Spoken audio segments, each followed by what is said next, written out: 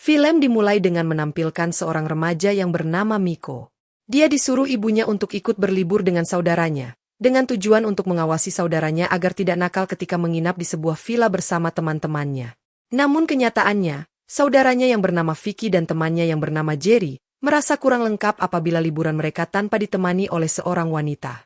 Mereka pun mengundang teman wanitanya untuk datang ke villa, dan akan segera menjemputnya di suatu tempat. Sedangkan Miko sendiri, disuruh berjaga di villa untuk mengabari ibu mereka, jika saudaranya hanya berlibur dengan Jerry dan tidak berbuat hal yang aneh-aneh saat di villa tersebut. Kemudian Miko pergi ke tepi pantai untuk melihat-lihat nuansa sekitar. Di sana, dia malah melihat seorang wanita cantik yang tinggal di sebelah villanya. Dan wanita tersebut bernama Cassandra. Miko yang penasaran lantas bertanya kepada sang penjaga villa, yaitu Pak Mamat. Pak Mamat lalu mengatakan jika pemilik villa sebelah adalah seorang pejabat, dan wanita itu adalah simpanan dari pejabat tersebut. Sementara itu, Vicky dan Jerry baru saja sampai di villa bersama teman wanita mereka yang bernama Vero. Vero disuruh Jerry untuk ikut memeriahkan liburan mereka di villa tersebut.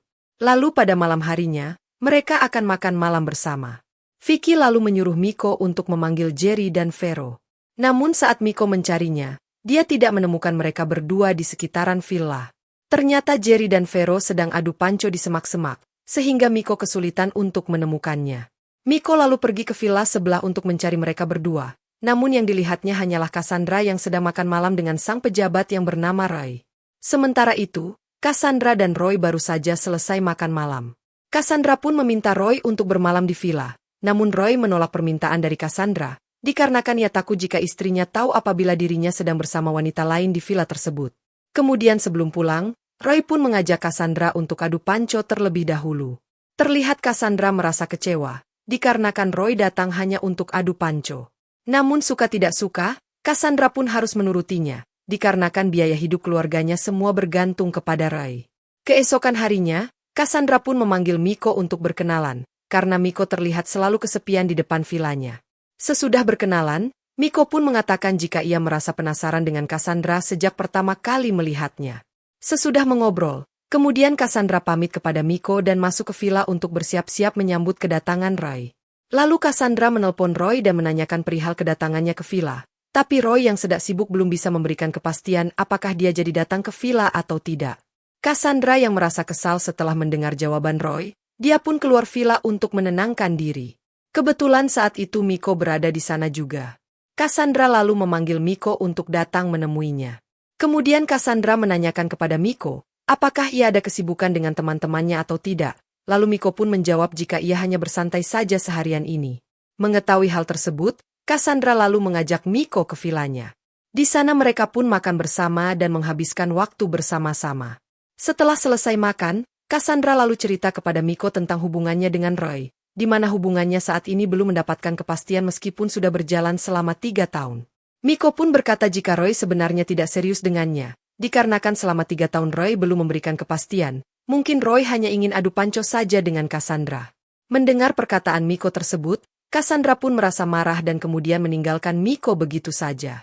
Sedangkan Miko merasa sangat bersalah dan menyesal telah berkata seperti itu kepada Cassandra. Setibanya di villa, Pak Mamat yang sering melihat Miko menemui Cassandra, lantas memperingatkan Miko untuk menjauhinya, karena hidup Miko akan berbahaya jika hal tersebut diketahui oleh Roy. Lalu malam harinya, Miko yang tak mau ikut bersenang-senang dengan teman-teman saudaranya, ia pun secara diam-diam datang ke villa Cassandra. Saat Miko tiba di sana, tanpa sengaja ia melihat Cassandra dan Roy sedang adu panco. Hal itu membuat Miko merasa cemburu dan ia pun lantas pergi dari villa itu. Kemudian saat Roy akan pulang, tiba-tiba saja ia terjatuh karena terkena serangan jantung akibat kebanyakan minum obat kuat sebelum adu panco tadi. Ajudannya pun langsung bergegas akan mengantar Roy ke rumah sakit dan tidak mengizinkan Cassandra untuk ikut, dikarenakan takut apabila istri Roy tahu jika Cassandra merupakan wanita simpanan dari bosnya tersebut. Keesokan harinya, Vero melihat Miko yang sedang bersedih. Di saat itu, Vero menyuruh Miko agar berhenti menyukai Cassandra, dikarenakan Cassandra hanyalah seorang wanita simpanan. Beberapa saat kemudian, ajudan Roy memberitahu Cassandra jika Roy telah meninggal dikarenakan peristiwa semalam. Ajudan itu pun menyarankan kepada Cassandra untuk segera pergi meninggalkan villa, dikarenakan ia takut nantinya istri Roy mengetahui Cassandra berada di villa tersebut.